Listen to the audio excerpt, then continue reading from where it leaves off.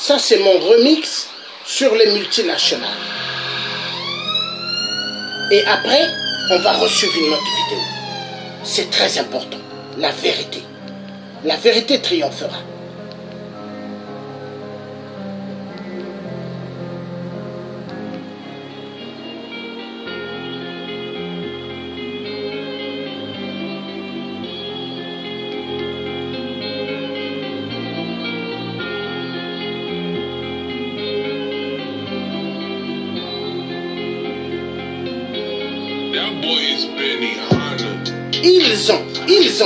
Ils ont exterminé le peuple congolais parce que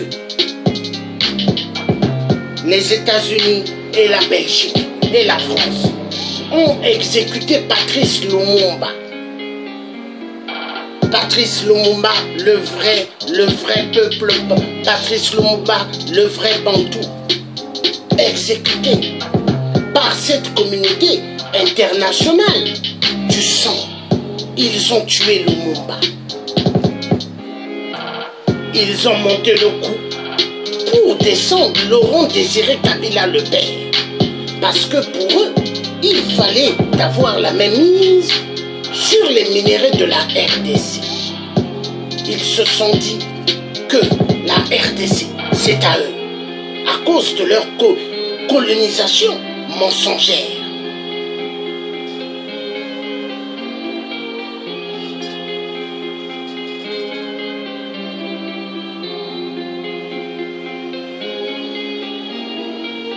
La RDC est sous occupation.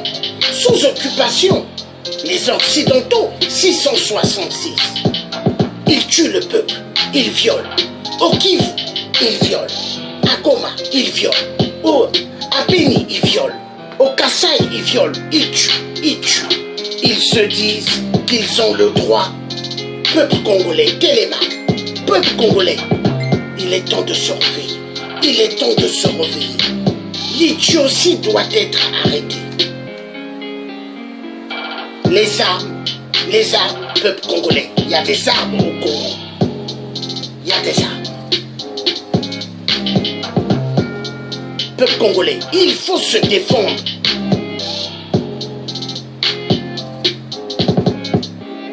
Ils ont tellement tué le peuple congolais. Et ils le font dans toute la zone de l'Afrique. Ils tuent, ils violent. La femme africaine est devenue une arme de guerre. La communauté internationale, elle tue, elle tue. Ils se disent qu'ils ont l'autorité, mais ils sont qui? Les enfoirés de merde. Ils ont tué Rossi Mukendi. Ils ont tué le papa de Rossi. Et la famille de Rossi sont maintenant traumatisés. La mère, les sœurs, les tantes, les oncles, les frères, tous, tout le monde sont traumatisés. Hippolyte Kanambe, alias le voleur, du nom de Laurent Désiré Kabila, a mis des agents derrière pour retrouver le frère de Rossi Mukendi. Parce qu'ils veulent tuer aussi un des frères à Rossi qui est un avocat. La communauté internationale du sang, ce sont eux les maîtres. Ils ont pris le Congo RDC en otage. La communauté internationale tue en RDC, viole, pillage immense des minéraux. Peuple congolais, Fongola esprit na yo. Il faut sortir des églises, des réveils. Après papa, na kombo ya Yesu, après papa, mensonge. Les faux pasteurs, tous au service des occupants qui ont pris le Congo en otage. Alors, ils applaudissent le peuple congolais de la RDC avec la Bible. Ils applaudissent avec la Bible. Est-ce que tous les criminels de la communauté internationale lisent-ils la Bible? Niet. Eux, c'est le pillage, tuer les Congolais. Peuple congolais, Téléma, la colonisation de merde, l'esclavagisme de merde. Le Congo RDC est une puissance. Vous avez tous les minéraux. l'Afrique sortira de la merde que par l'Africain lui-même. Ingeta, Ingeta. Là maintenant, nous allons suivre un autre documentaire sur le Congo. Hein? Parce que c'est très important. Le Congo, on a tellement menti. Hein?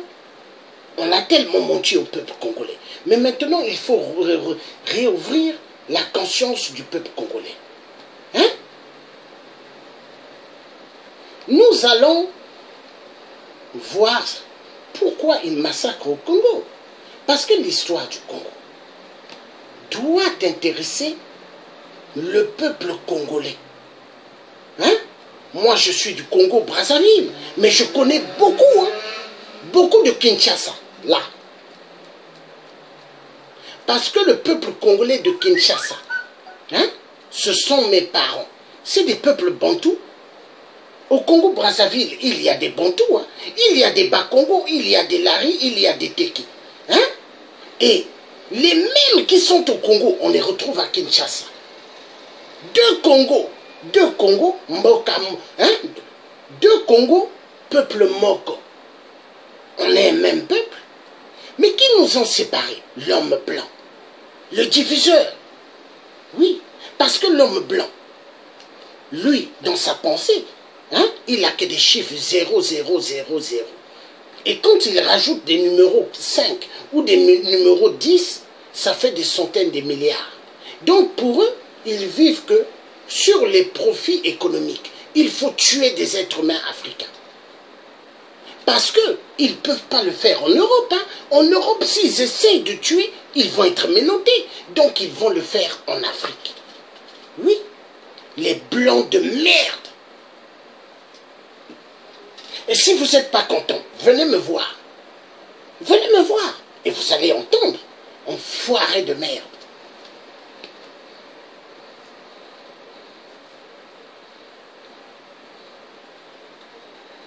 Il y a pas mal de combattants qui sont complexés des blancs. Ils sont complexés. Mais moi, je ne suis pas complexé. Hein. Il y en avait qui étaient complexés de Marine Le Pen. Ils ont cru que Marine Le Pen peut les aider à libérer le Congo RDC. Grandement faux. Marine Le Pen, si elle était passée présidente, elle allait faire pareil comme ce que Emmanuel Macron est en train de faire. La vérité doit être dite.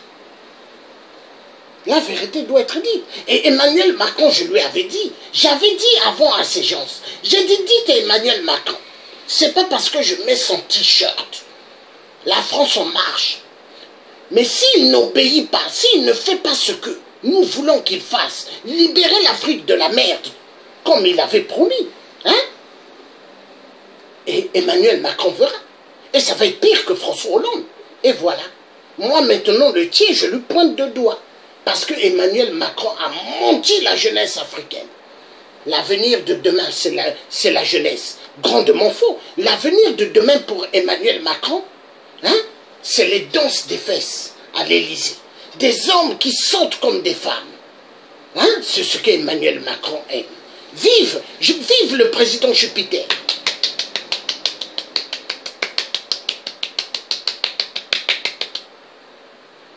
Inviter des homosexuels à l'Élysée, bouger les fesses comme des femmes et mettre des talons comme des femmes, des Africains. Parce que Emmanuel Macron a voulu faire passer un message. Les Africains, vous devez faire ceci. Exactement comme moi à l'Élysée. Voilà. Voilà. Et après, il passe, il dit, peuple africain, arrêtez de faire beaucoup d'enfants. Hein, parce que c'est ça qui amène la misère. Grandement faux. Ce qui amène la misère, c'est quand Sassou vole l'argent du peuple congolais et se paye des pavillons à Paris, et des appartements, et des immeubles au Québec. Oui, ça mène la misère. Arrêtez de prendre le peuple congolais pour des cons. Et je dis, Africains, faites beaucoup d'enfants. Parce que l'homme blanc, il a exterminé le peuple noir. Faites beaucoup d'enfants. Ils sont foirés de merde. Nous allons voir quelque chose.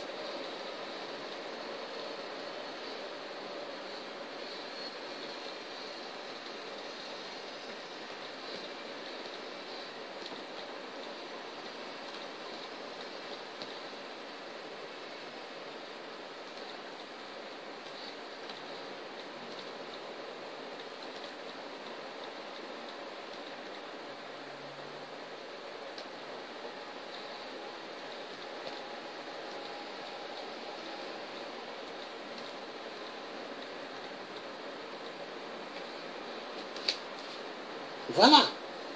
Nous allons voir ça. C'est quand même triste. Quand même triste. Donc, au Congo RDC, hein, c'est ça. On va voir. On va voir ce qu'ils font. Hein. Donc, pour eux, on va voir.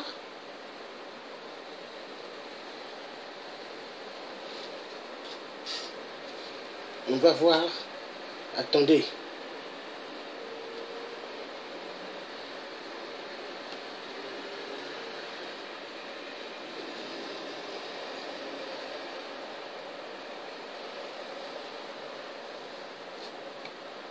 Je dois enlever la barre.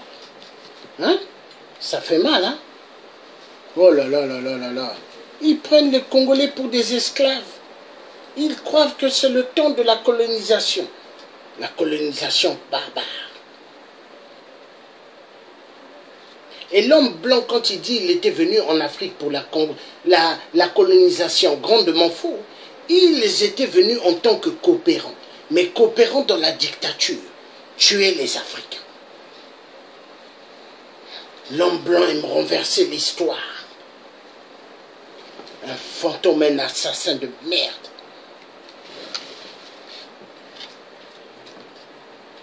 Interpellant. On y voit des enfants travailler à main nue dans des mines de cobalt. Le cobalt, c'est ce minerai essentiel dans la fabrication notamment de nos smartphones. Ce qui est choquant ici, c'est que les sociétés chinoises qui achètent cette matière première ne s'intéressent absolument pas aux conditions de travail de ces enfants. Julien Modave. Voici l'une des milliers de mines sauvages en République démocratique du Congo. Elles grouillent d'enfants. Ils travaillent comme des esclaves modernes, des journées de 12 heures, pour gagner 10 centimes d'euros à peine.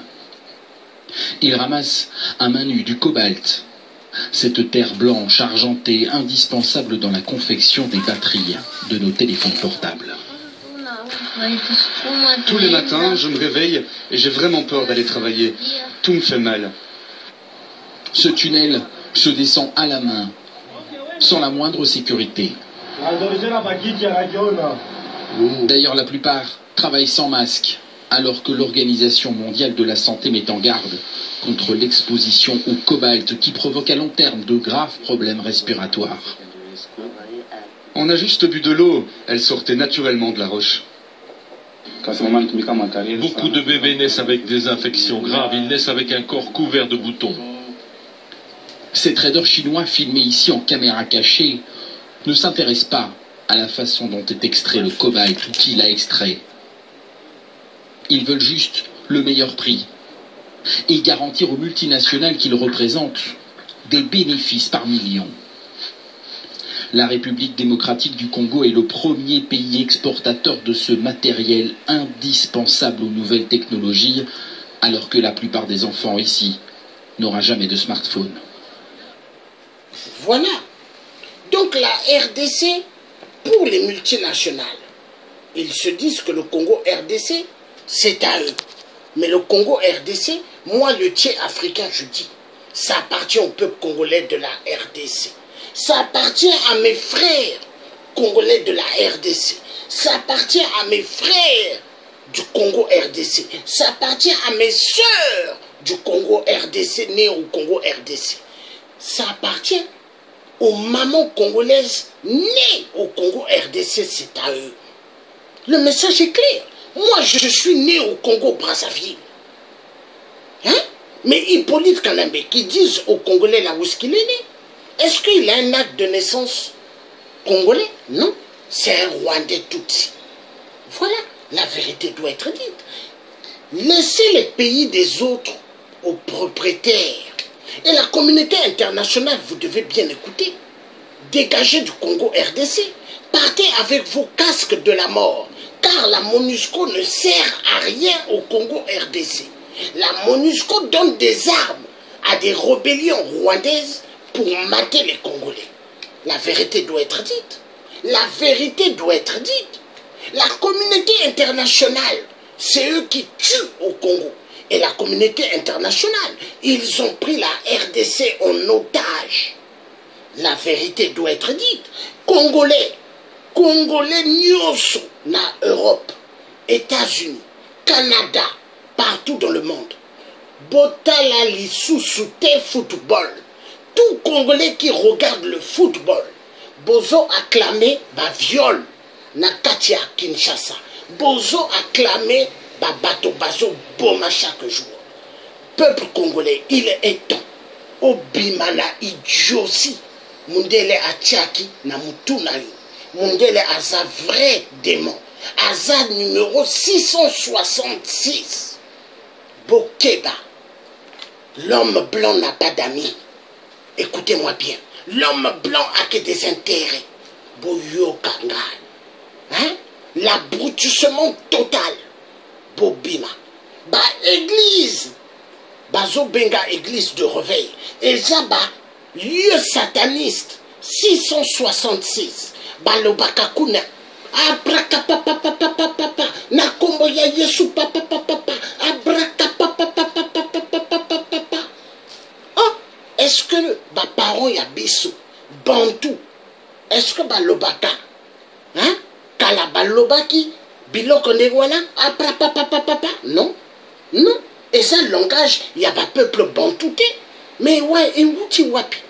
Na mboka ya ba sirène. Eni yango ba faux pasteur. Balobaka na ba église. Aprakapapapapa. Na kombo ya Yesu. Aprapapapapa. Nazo benga Yesu. Yaka, yaka, Yesu. Nazo bimisa. Satan, Satan kene. Kene musika. Or que le vrai Satan, Azana Kati à Kinshasa. Hippolyte Kanambe, alias voleur du nom de Laurent Désiré Kabila. La vérité doit être dite. Les enfoirés de merde. Maintenant, nous allons regarder maintenant, parce que la RDC, pour qu'elle soit occupée, hein, qu'est-ce qui s'est passé? On va voir. On va voir. Parce que pour venir en RDC, ils avaient un plan. On va voir leur plan. On va voir. Le plan, c'était Nakotia Plangwana.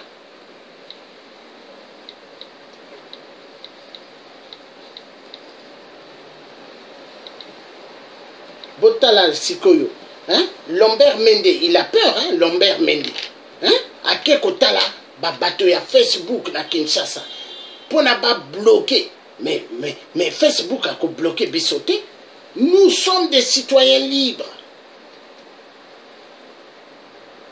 Lambert Mende. Motowana peuple congolais. Bo Simbi Lambert Mende. Bo Bomaye. Aza Kolabo.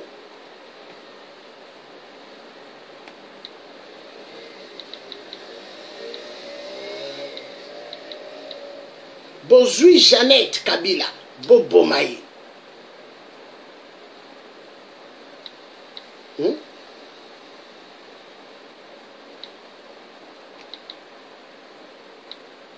Tous les vrais enfants à Kabila, la majorité, Hippolyte Kanambe les a assassinés.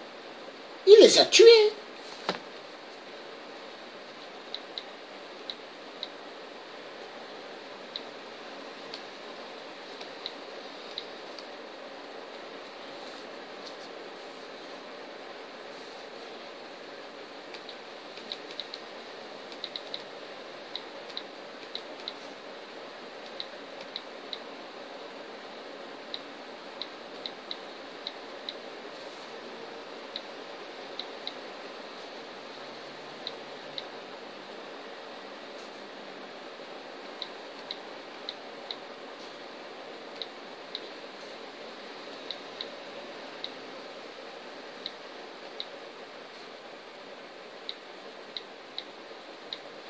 Est-ce que l'Église catholique est derrière sur l'assassinat de Laurent Désiré Kabila?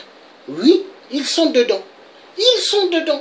Parce que pour aller faire ce qui se passe en RDC, le pape a donné sa carte verte. Oui. Regardez la Cinco. La Cinco, c'est eux qui ont validé Hippolyte Kanambe qui perdure encore là au pouvoir. La Cinco. Toujours l'Église catholique. L'Église catholique n'est que la franc-maçonnerie. C'est la loge de satanistes. l'Église catholique. 666. 666. Le chiffre de la bête. La vérité doit être écoutée.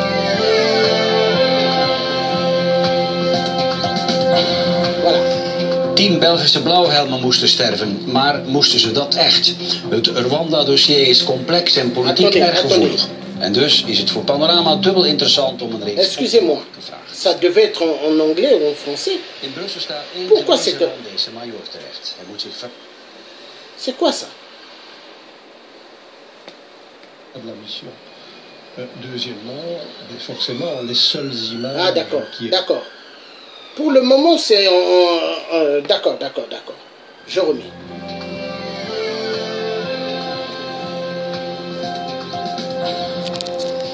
Tien Belgische blauwhelmen moesten sterven, maar moesten ze dat echt? Het Rwanda-dossier is complex en politiek erg gevoelig.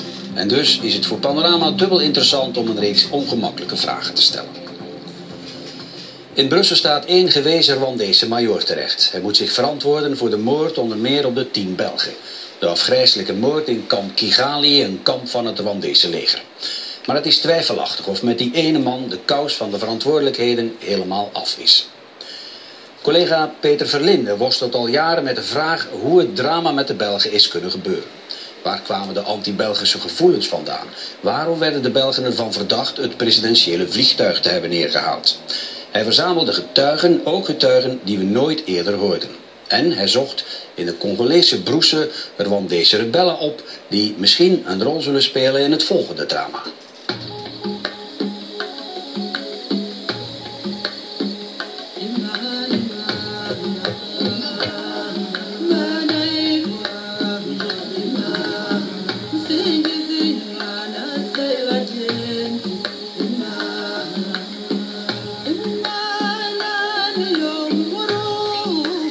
Mfite imyaka 13 nigaga akazi ko gusudira. Nari mu Rwanda nari imyaka 32 naracuruzaga. Muri 1994 navuye mu Rwanda niga ku kigo cy'inyamishaba muri agronomike mfite imyaka 25. Je m'appelle Nouboha Laurent et je suis colonel. Et en ce moment-là, en 94, j'étais le commandant du camp Kigali.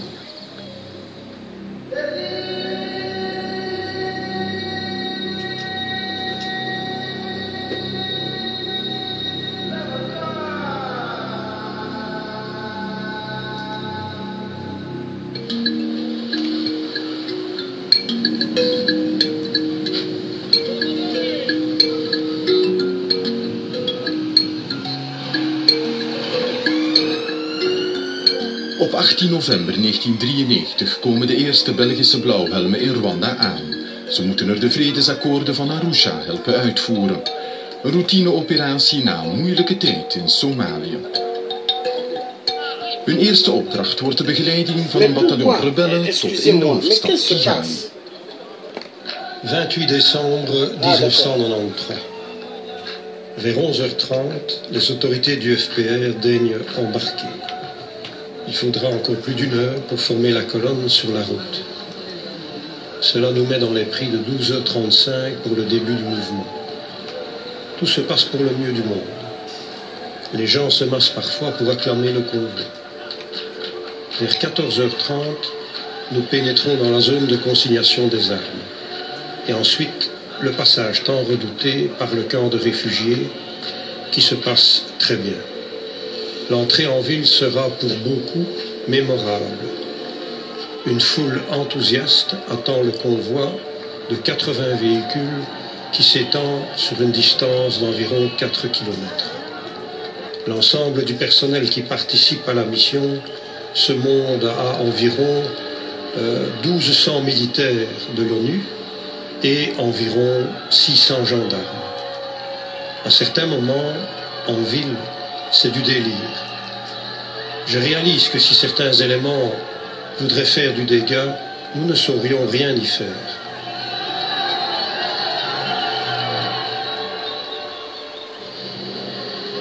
Het bataljon van het Rwandees Patriotisch Front, het FPR, vestigt zich in het vroegere parlement, de CND. De top van de blauwhelmen haalt opgelucht adem. Opdracht volbracht. Kolonel Luc Marchal is kabinetsmedewerker geweest van defensieminister Leo Delcroix, een gerespecteerd officier en vertrouwenspersoon. In Rwanda wordt hij de nummer 2 van de blauwhelmen, de minuar. Les Belges étaient les seuls à posséder des véhicules, et donc forcément, puisque le FPR partait d'une distance de 80 km, il fallait bien des éléments de la minuar pour les protéger et les accompagner. Et donc, puisque seuls les Belges avaient des véhicules, ce sont les Belges qui ont été chargés de cette partie-là de la mission.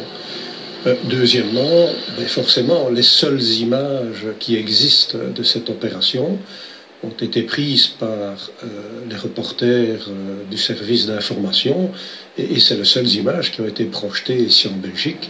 Et donc c'est un peu le sentiment que l'opinion publique a que ce sont les Belges qui ont participé à toute l'opération, mais encore une fois, c'était loin d'être le cas. Diep in het Congolese regenwoud opereren vandaag nog altijd 10.000 Rwandese strijders, in 1994 gevlucht uit hun land. Een van hun kolonels was zelf bij de intrede van de vijand, destijds in Kigali, als hoge officier in het Rwandese leger, de FAR. J'étais commandant du bataillon qui était sur place. Nous avons laissé passer en toute tranquillité, conformément aux accords d'Arusha. Ils sont partis, mais l'atmosphère là à Kigali, dans la capitale, a automatiquement changé. Puisqu'il y a eu la panique, il y a eu un sentiment que vraiment c'est une façon de propulser cette force pour pouvoir prendre le pouvoir à Kigali.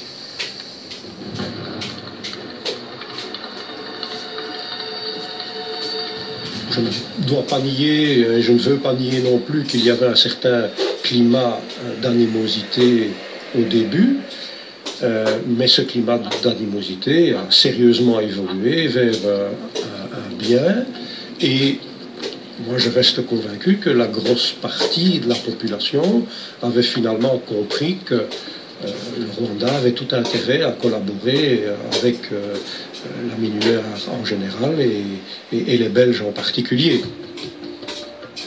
Jean-Pierre Mugabe werkte destijds voor de inlichtingendienst van het Patriotisch Front, later als journalist. Nu is hij vluchteling in de Verenigde Staten. Après l'arrivée des 600 combattants du FPR au siège du Parlement, dite CND, qui était là pour pourvoir à la sécurité des officiers du FPR, au lieu d'y envoyer les 600 combattants seulement, Kagame a fait infiltrer plus de 3200 combattants du FPR qui étaient dans toute la ville de Kigali.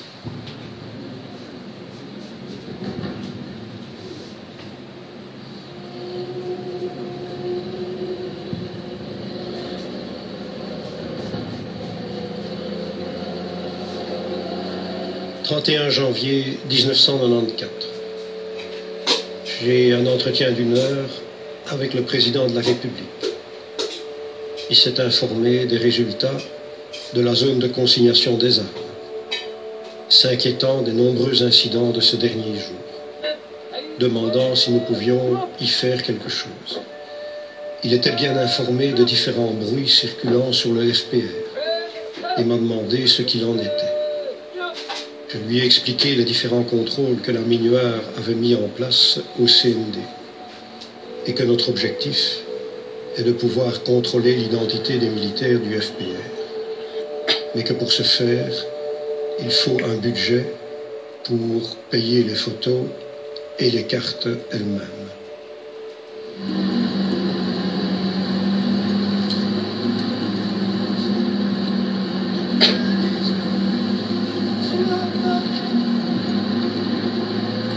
Chaque fois que les camions du FPR se rendait à Mulindi pour charger les vivres, le bois de chauffage et autres besoins de ceux qui se trouvaient à Kigali, au CND.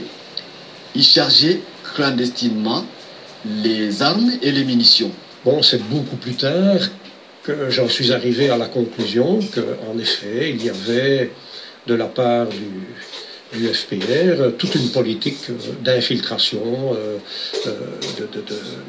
d'emport d'armes de manière à équiper certains noyaux, certaines milices locales. Concrètement, je n'ai jamais pu évaluer l'importance de cette importation d'armes illégales ou de combattants infiltrés. Mais il est un fait que, de facto, au mois d'avril, moi j'ai pu me rendre compte que les effectifs du FPR à Kigali étaient quand même fort importants par rapport à ce que je croyais qu'il aurait dû être.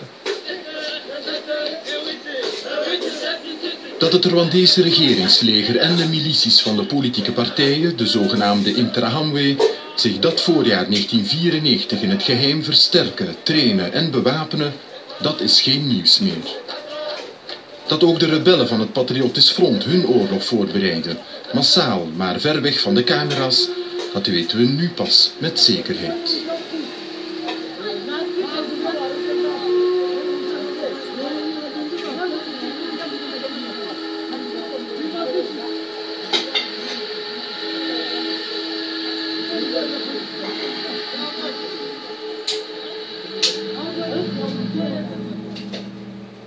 « 19 février 1994, 7 heures du matin, arrivée de la délégation du ministre des Affaires étrangères. Avant midi, préparation du briefing pour le ministre des Affaires étrangères. Willy Klaas bezoekt de eerste en enige keer de Belgen in Rwanda. Bij de Rwandese president Habyarimana lijkt op dat moment de sfeer opperbest. Qu'est-ce que la Belgique a raconté à vous? Qu'est-ce que notre ministre vous a demandé? Beaucoup de secrets. Mais comment vous l'avez entendu? Beaucoup de secrets. Très bien, le message était clair. Eh bien voilà, bon voyage. J'espère que tout ça s'arrange bien. Parce qu'autrement, je ne saurais pas faire exactement et correctement mon devoir. Merci beaucoup. De boodschap van de Belgen, ook van staatssecretaris voor ontwikkelingssamenwerking Erik de Rijke, is goed begrepen. Zeker door de top van de partij van de president. Samen met de andere toppolitici te gast in de residentie van de Belgische ambassadeur. Mathieu Ngirumpatse staat vandaag voor het Rwanda-tribunaal in Arusha, beschuldigd onder meer van deelname aan de genocide. 10 jaar geleden kon hij nog wel met ons praten op een geheime plek in Afrika. L'attitude du ministre des Affaires étrangères, M. Klaas, n'a pas facilité les choses. Parce que quand il a passé à Kigali avant la mort du président, il avait invité les partis politiques. J'étais donc là, j'avais parlé avec lui. Il avait montré en fait que la Belgique semblait en avoir assez de ne pas faire un gouvernement le plus vite possible. Et d'après ce que j'ai appris en tant que président du parti, il avait littéralement menacé le président en disant que s'il ne prend pas l'initiative, ça risquait d'être très sérieux pour lui. Et les gens avaient été au courant de cela. 21 février 1994, 22h45. Le ministre des Travaux publics, Félicien Gatabazi, est assassiné chez lui. Un gendarme est également tué et 2 autres blessés.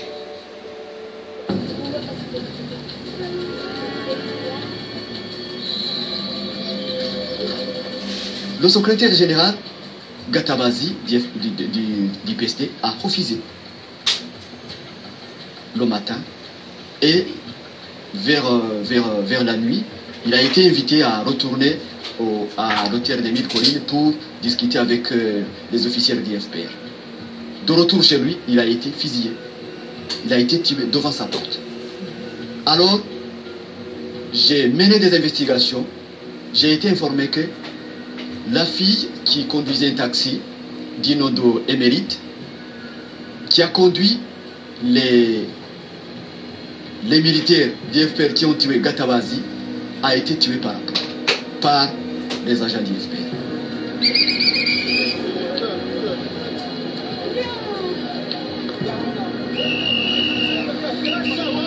Quelques années plus tard, on a vraiment appris que le ministre Gatabazi avait été assassiné par le FPR.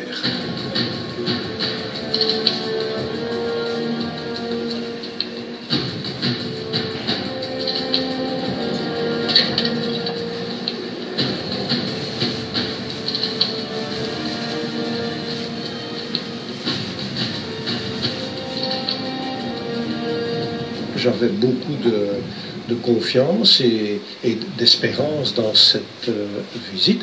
Malheureusement, elle s'est terminée un petit peu en catastrophe. Je me souviens bien que le ministre Klaas a dû être évacué dans un véhicule blindé et donc que l'effet ou l'action qu'il aurait voulu avoir pendant sa présence a quand même été sérieusement tronquée par les événements.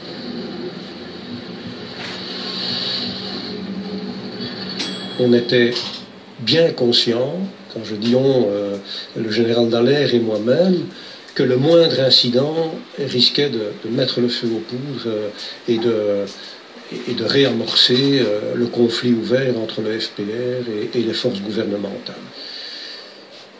Bon, je crois qu'une seule chose qu'on doit reconnaître, c'est qu'on n'a pas lésiné sur le nombre de signaux alarmants qu'on a envoyés, le général Dallaire vers New York, moi-même vers la Belgique, et il est un fait que rien n'est venu en retour.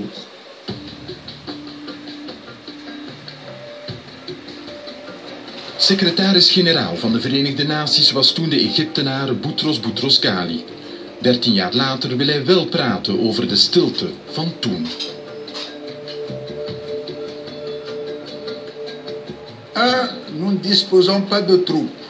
2. Nous ne disposons pas des moyens financiers. 3. Nous ne disposons pas des moyens pour transporter ces troupes. Donc il vous faut l'accord, 1. du Conseil de sécurité pour mettre à votre disposition les fonds nécessaires, les moyens financiers nécessaires. Il faut obtenir l'appui de notre État qui mettra à votre disposition les avions pour transporter ces troupes. Il vous faut l'accord des militaires, des différentes troupes. Il se peut que les États qui viennent du Bangladesh ont des armes différentes ou ont un armement différent de ceux qui viennent du Ghana. Il faut rassembler tout ce monde. C'est une opération extrêmement difficile. Les Nations Unies, jusqu'aujourd'hui, ne disposent pas de véritables casques bleus.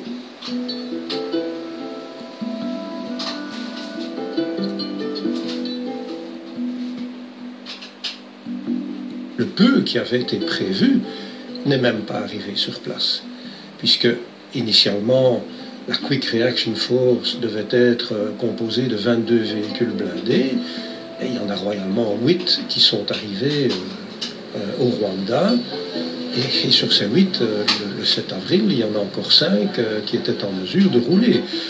Donc, de tous côtés, finalement, on a rogné les ailes et les possibilités de la Minuar, avec aussi en parallèle une situation qui, sur le plan sécuritaire, s'était fortement dégradée.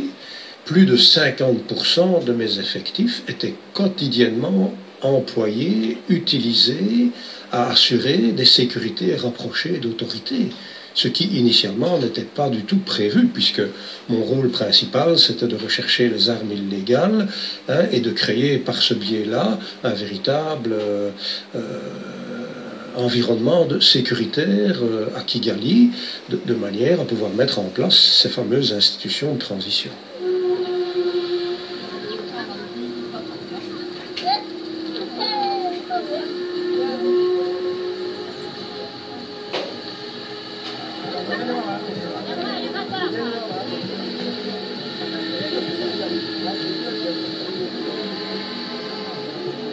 les gens ils disaient sur la rue, ils disaient mais quand nous avons fait la Belgique, la révolution, la Belgique comprenait. Maintenant la Belgique est en train de soutenir la minorité que nous avons chassée du pouvoir. Qu'est-ce qui se passe dans la tête de ces gens? Mais personne ne s'attendait à ce que la situation évolue vers la mort des casques-bleus belges. Personne.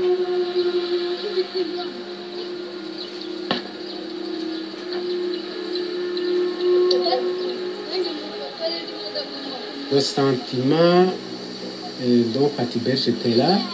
Et dès janvier 1994, il y a eu quelques incidents dans lesquels étaient impliqués les casques bleus, et ce qui diminuait davantage donc l'estime qu'on avait envers les casques bleus belges.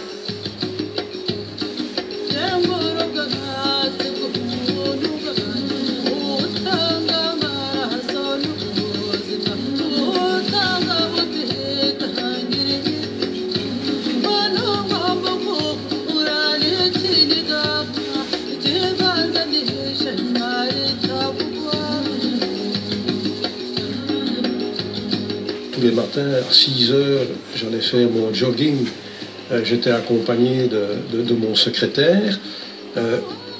Généralement, 3 ou 4 fois par semaine, je croisais un groupe de 50 interamoués qui faisait son jogging aussi le matin. Bon, moi, je ne me suis jamais senti menacé en rue où que je sois. Bon, si ce plan avait vraiment existé, on n'aurait pas dû attendre le 7 avril pour qu'on s'en prenne aux Belges. 6 avril 1994. Le Conseil de sécurité des Nations Unies a voté sa résolution, nettement plus contraignante que la proposition du secrétaire général. Prolongation limitée à 4 mois pour la minuar et nouvel examen dans les 6 semaines. Voor het eerst verschijnen er gaten in het dagboek van Luc Marchal. Niets over de zending Akagera op die dramatische 6 april 1994. 6 Belgische blauwhelmen in 2 jeeps begeleiden een jeep met 5 Rwandezen op een tocht van bijna 500 kilometer door het Noordoosten. 5 van de 6 worden de volgende ochtend vermoord. De missie Akagera is nooit grondig onderzocht. C'est beaucoup plus tard que j'ai été informé de cette escorte et que je ne comprends pas du reste la raison pour laquelle je n'ai pas été informé au moment même, puisque ce type d'escorte faisait partie de procédures écrites et qui me réservait à moi personnellement l'autorisation de l'accorder ou pas. De enige overlevende van de Akagera-missie, Didier Lefebvre, weet in 1999 nauwelijks nog wat er toen gebeurd is. Ik bevond me in de jeep van luitenant Lottij en we moesten een andere jeep escorteren waarin zich 5 Rwandezen bevonden. Deze personen waren in burgerkledij. Ik weet niet meer waarom we deze personen moesten escorteren. We hebben het hele Akagera-park doorkruist en toen we er weer uitreden bevonden we ons op het meest noordoostelijke punt van het land. Daar zag ik militaire kampementen. We zijn nooit gestopt. Als we aan het einde van die weg gekomen zijn, hebben we rechtsomkeert gemaakt en zijn we teruggereden naar Kigali met de Rwandezen die we hadden begeleid. We hebben ze teruggebracht tot binnen in de CND en zijn naar ons kamp gegaan.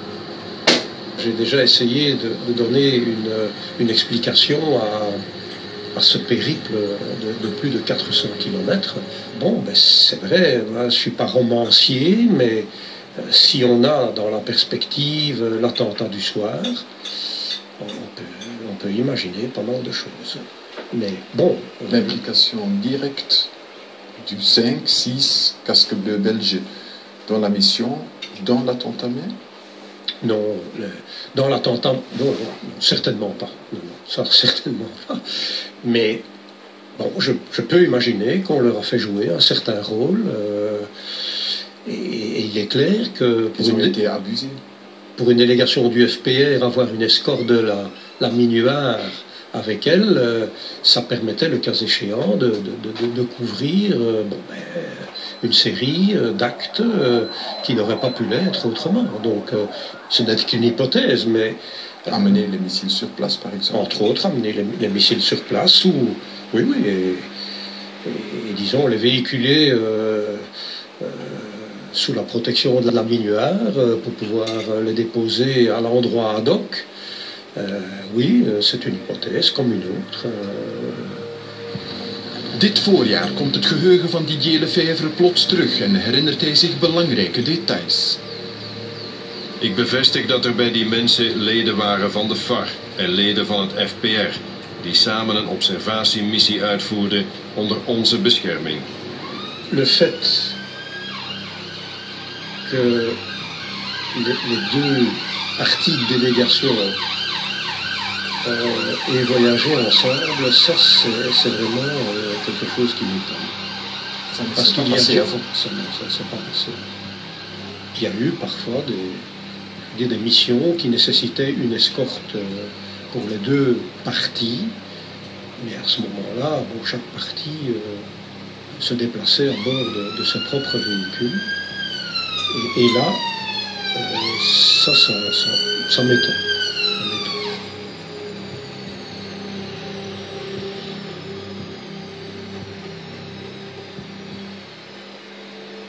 20h30, l'avion du président, revenant d'une réunion en Tanzanie, avait été abattu par 2 missiles. Sont morts dans cet attentat, outre le président Habyarimana, le président du Burundi et 2 de ses ministres.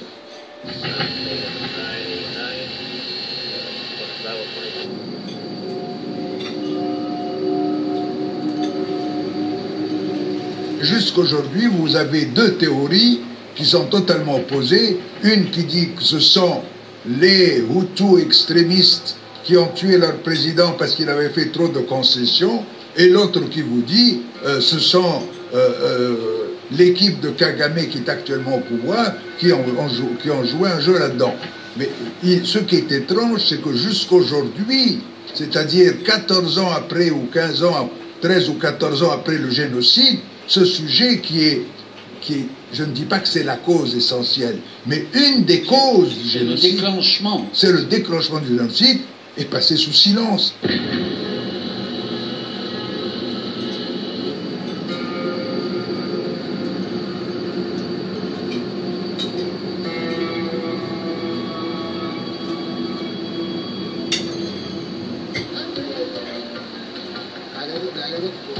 Abdul Rudzibiza behoorde destijds tot de top van het rebellenleger.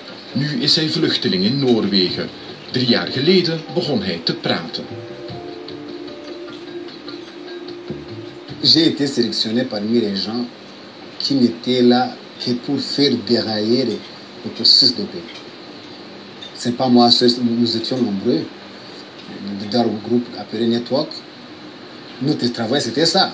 C'était seulement faire échouer le processus de paix d'Arusha. De quelle façon? En fait, on devait procéder à des assassinats politiques, on devait procéder à la création du chaos à l'intérieur du pays, des plantations de mines, et puis tuer les gens ici et là, et puis faire des reconnaissances pour chercher moyen d'amener les militaires à Kigali, et puis assassiner le président Habyarimana.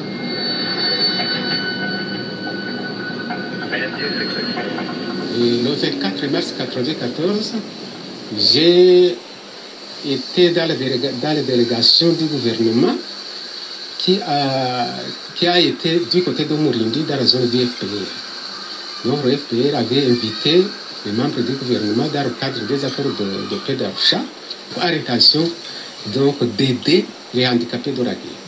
Bon, là dans la fête,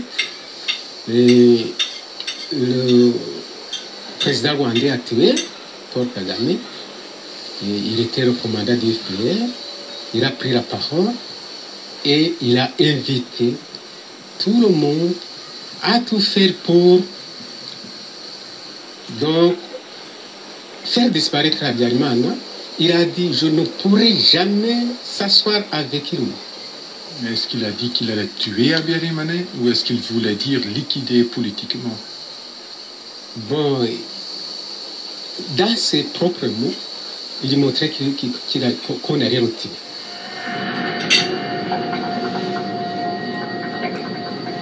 Le 31 mars, c'est le dernier jour de la dernière réunion sur l'attentat contre l'avion du président Habyarimana.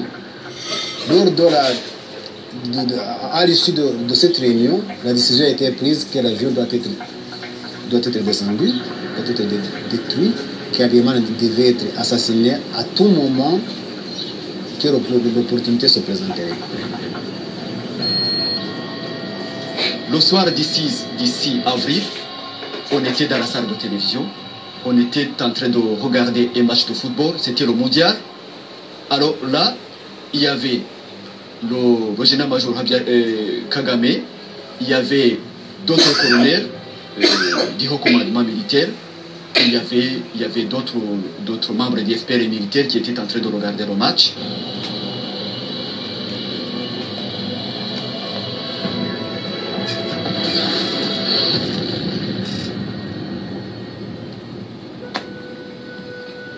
Vers 8h25, le colonel James Kabarebe est entré dans la salle. Il a parlé au général Kagame, alors les dés sont sortis.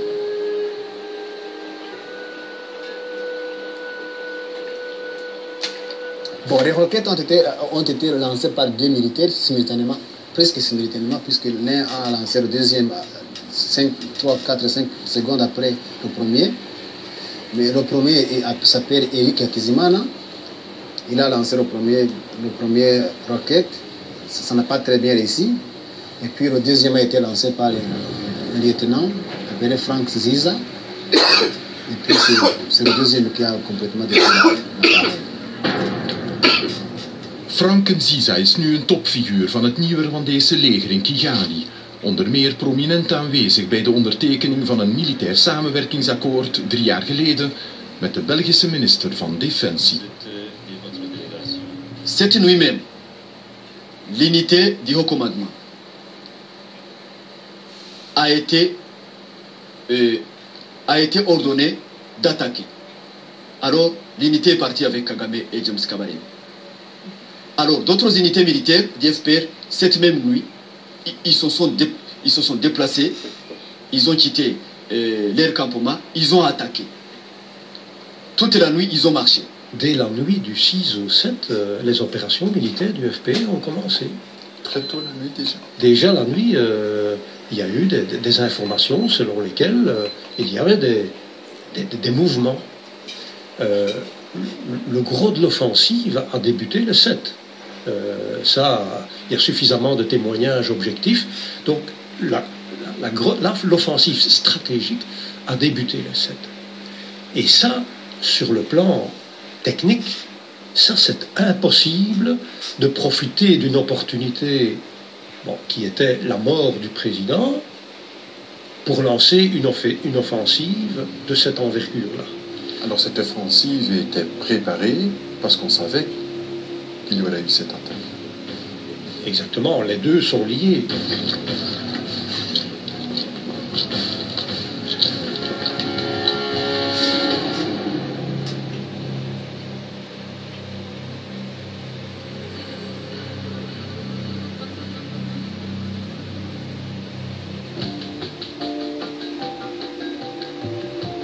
In maart 2004 komt de Rwandese president Kagame 10 jaar eerder nog de rebellenleider op officieel bezoek naar België. Op dat ogenblik circuleren al de eerste getuigenissen over zijn betrokkenheid bij de aanslag op het vliegtuig met de 2 presidenten. Het startsein voor de Rwandese tragedie van 1994. Can you formally say that Rwandese Patriotic Front and yourself didn't have anything to do with the assassination of President Habyarimana?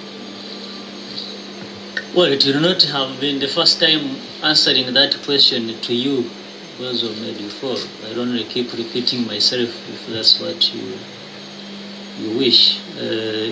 RPF and myself have nothing to do with the death of Habyarimana.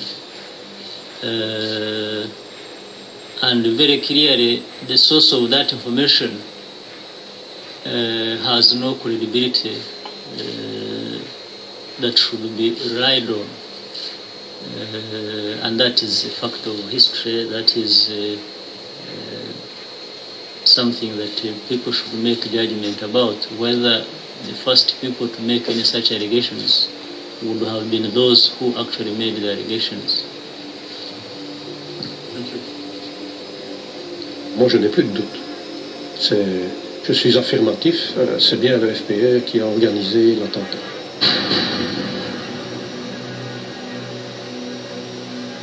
L'esprit de la population, l'esprit de presque tout le monde, donc c'était que le FPR, l'APR vient d'abattre l'avion du président.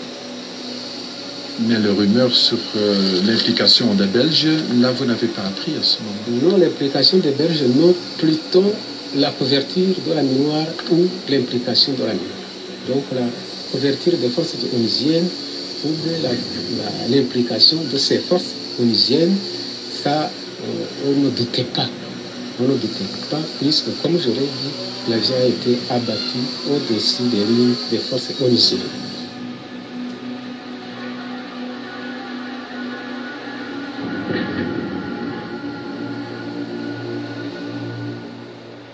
« 7 avril 1994, nuit calme. Vers 5h30, un communiqué à la radio annonce le drame de la veille.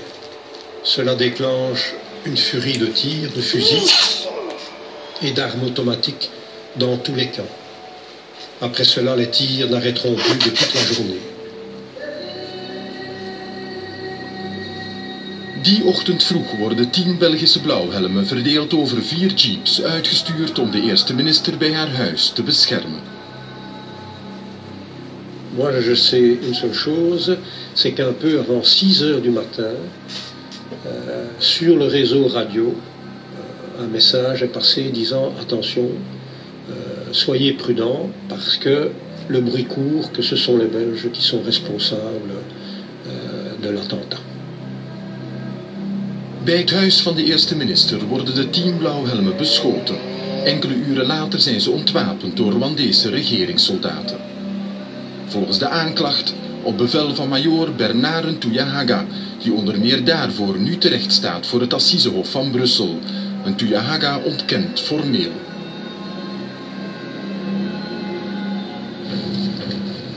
Ze stappen in zijn minibusje, want Ntouyahaga belooft dat hij hen naar een veilige plek zal brengen. Bij een post van de minuar, de blauwhelmen.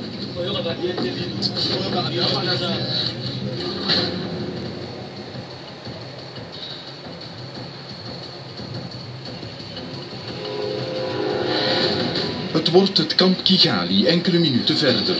Volgens de aanklacht heeft Ntouyahaga daar gezegd aan woedende militairen in het kamp dat de 10 Belgen hun president hebben vermoord. Ntouyahaga ontkent formeel.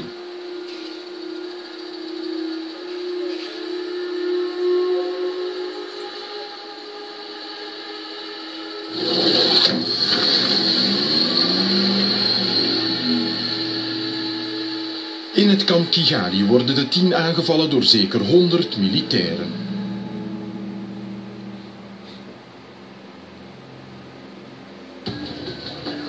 Laurent Nubaha was in april 1994 de commandant van het kamp Kigali. 13 jaar lang heeft hij in het Congolese regenwoud geleefd. Niet de Belgische justitie, wel de advocaat van de beschuldigde op het proces, heeft hem met veel moeite naar België gehaald, want hij is een topgetuige. Nubaha heeft zelf nauwelijks iets te vrezen. Volgens bijna alle andere getuigen heeft hij geprobeerd om de Belgen te redden.